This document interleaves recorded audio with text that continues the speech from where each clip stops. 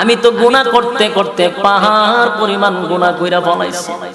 আল্লাহ আমি গুনাহ করতে করতে সাগরের পেনা পরিমাণ কইরা ফলাইছি। আল্লাহ আমি যেদিকে তাকাই শুধু গুনাহ আর গুনাহ।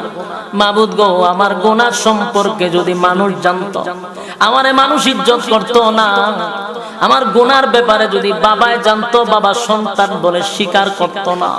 আমার গুনাহটা যদি মা জানতো, মাও সন্তান বলে ডাক দিত না। আমার গুনাহ যদি আমার সন্তানরা জানতো, আব্বা বইলা কোনোদিন আমাদেরকে ডাকতো না। আমার গুনাহ যদি গ্রামের মানুষ জানতো, নেতা বলে ডাক দিত না। এই গুনাহ একমাত্র মালিক জানে। সেই মালিকের সাথে যদি গভীর রজনীতে নজুলে রহমতের সময়, যেই সময় মানুষ স্ত্রী পুত্র লইয়া ঘুমায়া যায়, পশু পাখিরাও ঘুমায়া যায়, নিঝুম রাত্রিতে যদি আসামির বেশে আপনি যদি আল্লাহর কাঠগড়ায় দাঁড়াইয়া দুইটা হাত তুলিয়া যদি চোখের পানি ছাইরা গুনার উপরে লজ্জিত হয়ে যান, আর যদি বলেন মালিক,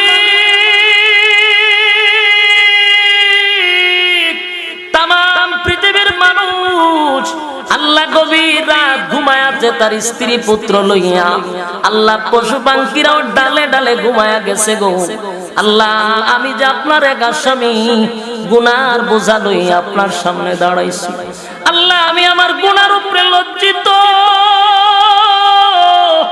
গুনার দিকে তাকাইলে মাফের যে কোনো আশা নাই গো।